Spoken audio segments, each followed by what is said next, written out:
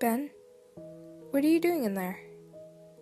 I glanced up at the door briefly where my wife stood on the other side. I'll just be another minute. There was no point in answering her question.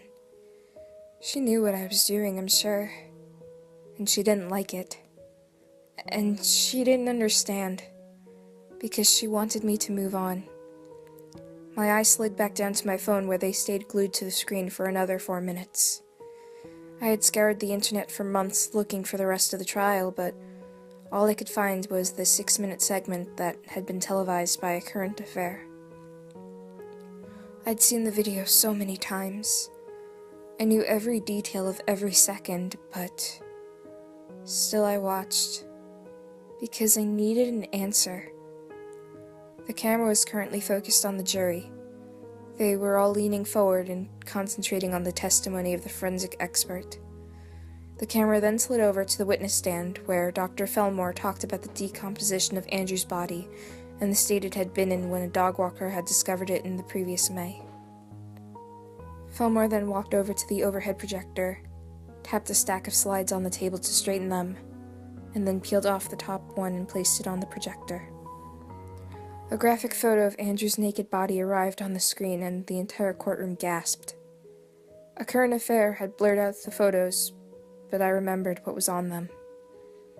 They were right to be horrified. Hearing an expert drone in a monotone manner about the graphic abuse of a 5-year-old was much different than seeing its effects firsthand.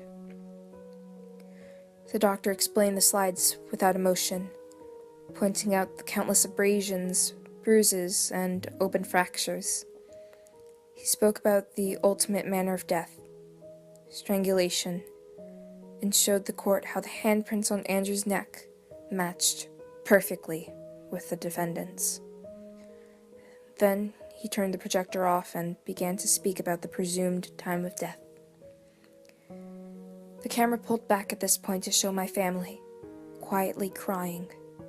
And then, finally, it panned over to the defendant's table. The boy sitting beside his lawyer looked downright bored.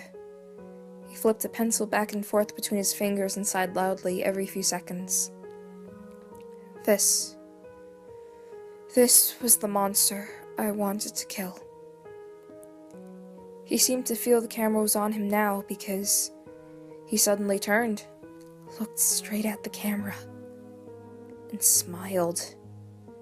It was a smug, intelligent smile, as if he wasn't afraid of the consequences, as if he believed it had all been worth it. And, in the end, he was right.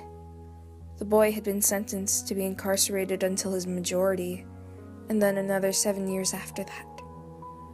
It was nothing. It was less than nothing. I looked over at the straight razor I'd begged my wife to get me for my birthday. How do you kill a monster? This was the answer. It would be so easy, but could I bring myself to do it? My little brother deserved vengeance, even if it came 16 years later. Andrew suffered horrors no human should endure. Days of it.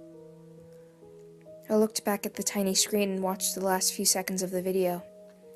The boy had suddenly sat up at rapt attention at some of the makeshift torture devices he created as they were brought out and placed upon a table near the jury. My family was escorted from the courtroom, and A Current Affair cut the video off there. But it didn't matter. I remembered what happened next.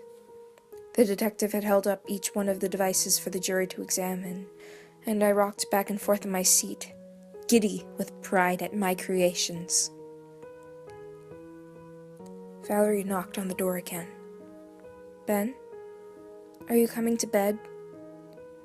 But I was contemplating a much more important question. The only one that mattered. In truth, I knew how to kill a monster. I glanced over at the sharp blade on the counter. That part was easy, but the problem was more complex than that. Because How do you kill a monster when it's inside of you?